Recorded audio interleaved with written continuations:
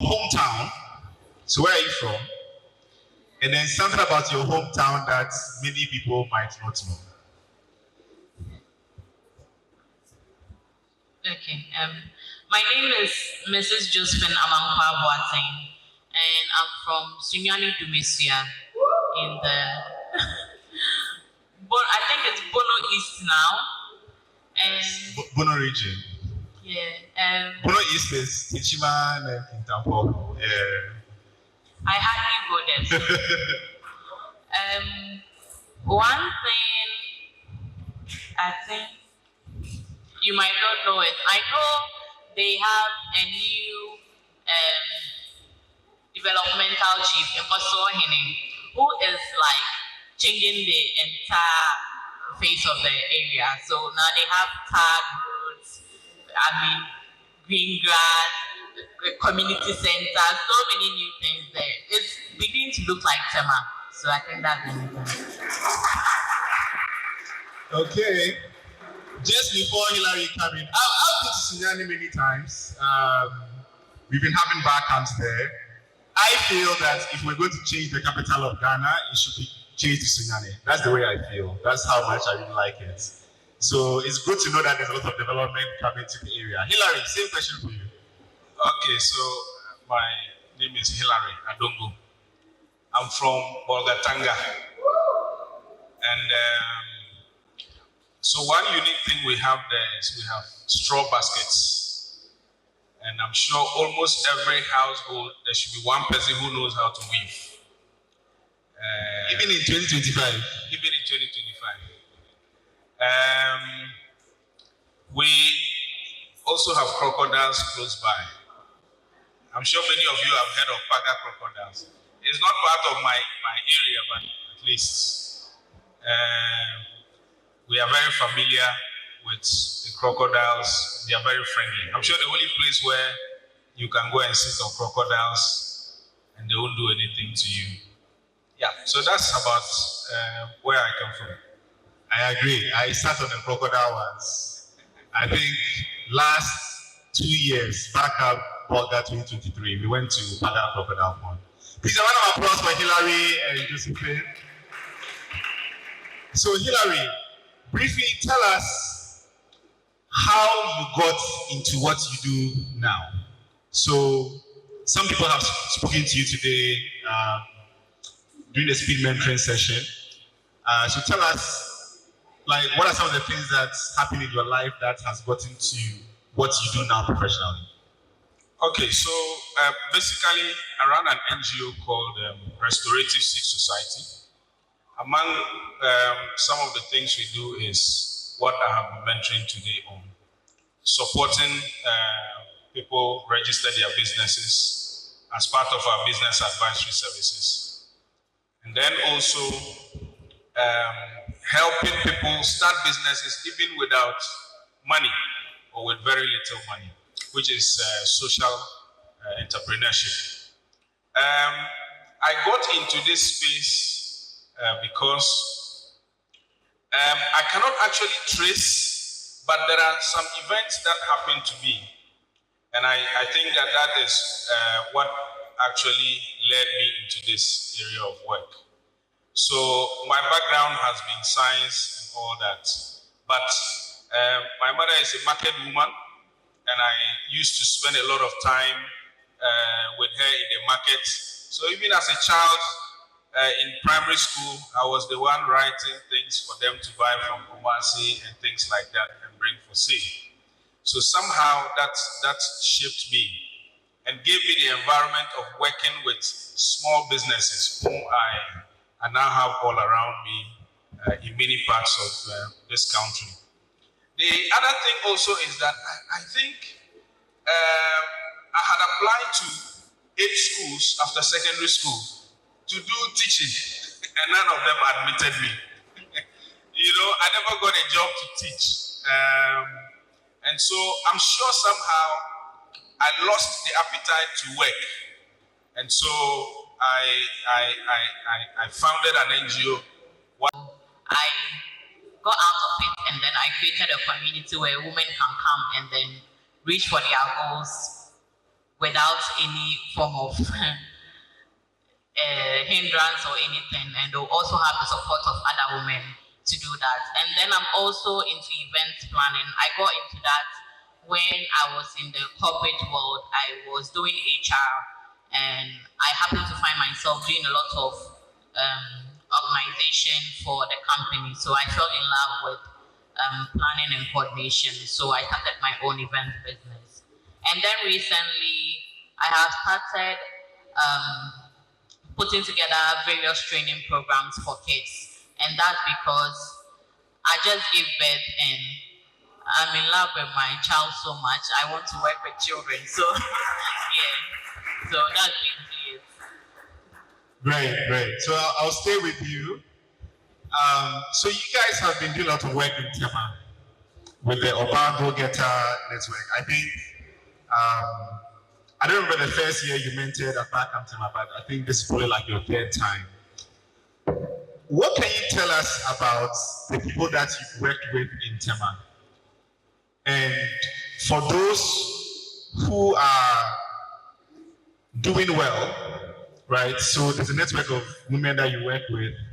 For those who are doing well, what separates them? What are the traits that they have that make them do better than others? Okay, so what I have personally observed is when you come to Tema, I feel like with my personal experience, I feel like the youth in Tema are not very like ambitious compared to those who live in Accra. I feel like Tema, we are very, very comfortable here. So we don't like to take risks. Like that's what I have said. I feel like we don't like to take risks. So most of the people that I've worked with, they usually like to go into like Accra, where like they get to explore more compared to Tema, being in Tema. I feel like Tema, we are very even to get somebody to move from Tema, go to Accra on a daily basis is like a very big achievement. Like that's what that are like residents in Tema. Let's ask. Please, if you actually live in Tema and you are not a foreign person, please raise your hand. You actually live in Tema. Please raise this one. I'm very interested. So raise it very high. I want to see if it's like 50% of the room. So those who are not raising your hands, is it because during vacation you are not in Tema? Okay, please. I'm adding Ashaiman. So Tema, Ashaiman, Safuono, Spintex, Pram, where else? Adan. Please raise your hand if you're in any of these places. That's where you live. Okay, so it doesn't look like more than 50%. Okay, so Josephine, we have more than 50% of the room. Which I think is encouraging because usually you wouldn't get a lot of people coming out to like these programs. Because I've done quite a number of programs, and most of the time we have people from Accra coming in. If we want like people from Tema to come, we have to go to like the GEA BAC office at CMA and try and get them to get us attendees, residents in Tema to come. If not, most of the people who come will be people coming from Accra and other places. So I think if we encourage more of these gatherings. So I think we also probably need to do a bit more work to reach out to people in Tema. And I would add that once we know there are people in Tema who are doing really well, I think when we celebrate them and talk about what they do, it will make more people in Tema follow them. Because, I mean, we are talking about taking risks and adventures, but we have so many musicians, top musicians in Ghana from Tema, and I know they take risks and they are adventurous. So we need to get more of the other Tema people to do similar. Please, round of applause for Josephine as we hand over to Hillary. So Hillary, you don't live too far. Where you live, is it Tema or is it Accra? Where you live, is it Tema or is it Accra? Accra. It's Accra. But where in Accra do you live? Channel. So you guys interact with Tema or you don't interact with Tema? Not too much. Not too much. Okay. So one of the theme words for Barcamps this year is impact. And I know you talked a lot in your work around social enterprises. As long as I've known you, you were the first back-end blogger in 2014. You've been working on NGOs. How do you think more young people, especially as entrepreneurs, can impact the societies and communities around them? Okay, so thank you. So I think that young people have a lot of ideas, and how we can impact is just to be ourselves. I think there's so much of people wanting to be like others, but you cannot be like anybody. You can just be like yourself. And I think if we realize that as young people, that is enough. Just be yourself. I always say that one of the challenges that you find, especially when you have to mentor or coach, I'm not using them technically, anyone, one of the challenges you realize is that coaching, for instance, is not about telling people what they should do. Coaching is actually about asking the person the right questions so that the person realizes himself. But the idea here, in most places I've been to, looks like the different thing. When people say they want to be mentored or coached, what they want is you to tell them what to do. And in that case, you will only be producing my kind and not your kind. The world needs different talents, different skills, different tones, everything, so that we can be able to thrive. We don't all have to talk like one person. We don't all have to be in education. We don't all have to be in fashion. But every little thing that you have, just stay there and make sure you are coached to become who you are. And I think that's the only way we can make impact. Yeah, no, that's very important. Please, a round of applause for Hillary. So 2 years ago, here at Barkham Tema, on the couch, we had Neil London Soa, and he said something that I think buttresses this point.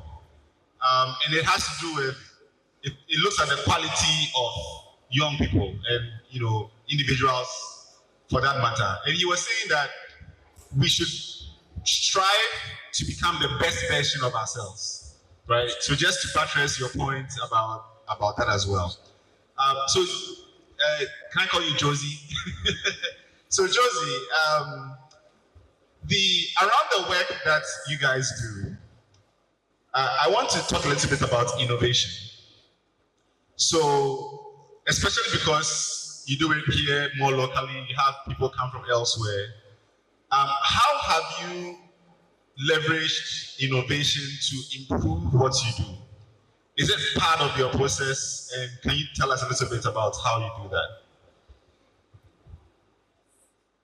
So basically, how are you improving your programs year to year, maybe based on research, etc.? Yeah. Okay. So what I would say is, when it comes to most of the programs that we run, most of the time we do capacity training, workshops, skills training, and then those kind of trainings. And leveraging on innovation, we try to bring in resource persons that we believe that the average attendee to our programs would find it very, very difficult to get access to such a person. Yes, because we want them to take the risks that they are refusing to take. We try to get them to people that when they get to hear from them, when they get to hear of their experience and then the things they have to do to get to where they've gotten to, is going to kind of push them to get to where we hope that they'll get to. Sure. No, I think that's really important, because I think when we talk about innovation, people only think about technology. And innovation is not just technology. So there's something called business model innovation. So if you look at the business model canvas and the different segments, doing something differently or in a new way or in a better way to do what you're doing is innovation. So I really like how you guys have brought that into what you do to improve your programs. Okay, so last question for Hillary, and then I want to open it up for others. So Hillary, I want to ask about, so you've been working with different people to help them register businesses, help them register NGOs, and social enterprises. So from the Ghana Think perspective, we started out as an NGO in 2004. But 10 years in, around 2014, we decided to start operating as a social enterprise. And the reasons were because we wanted to become more sustainable. We wanted to not depend on donations and sponsors and things like that. So what advice can you give to young people who are starting organizations about how to sustain them? Okay, so thanks very much. For many years, I have been trying to engage people to begin to think in the line of social enterprises. For me, the mainstream NGOs, for instance, have no future. Because especially for countries developing like ours, when Ghana became a lower middle income country, for instance, there were some levels of funding that we lost. We could not access again because the international market saw us as people who had graduated. I mean, the reality might not be so that's what keeps happening. Funds keep dwindling. So there's no future. If you are starting an NGO and all that you are thinking about is that your source of funding will be from foreign or donations, then you have to begin to rethink. And that's where social enterprise comes in. And for me, social enterprise is even more important because the thinking of social entrepreneurship brings about the issue of value. How do I add social value to what I'm doing? So for instance, I have always said to myself that the typical entrepreneurship ecosystem hasn't even developed so well in Ghana. But I think that we have to depart from that and go straight into social entrepreneurship. Because there are a lot of lessons that we can be able to learn when we run social enterprises. And basically, when you are running a social enterprise, what it means is that you are solving a problem while making some money out of it. So you just don't go to start a business because of the money, but you are starting the business because you also want to address a problem in society. And that's the thinking that should guide NGOs or whatever that organization you want to form. So that should be our guiding principle. Excellent, excellent. Please, round of applause for them. Please, we can do better. We can do better. Thank you so much.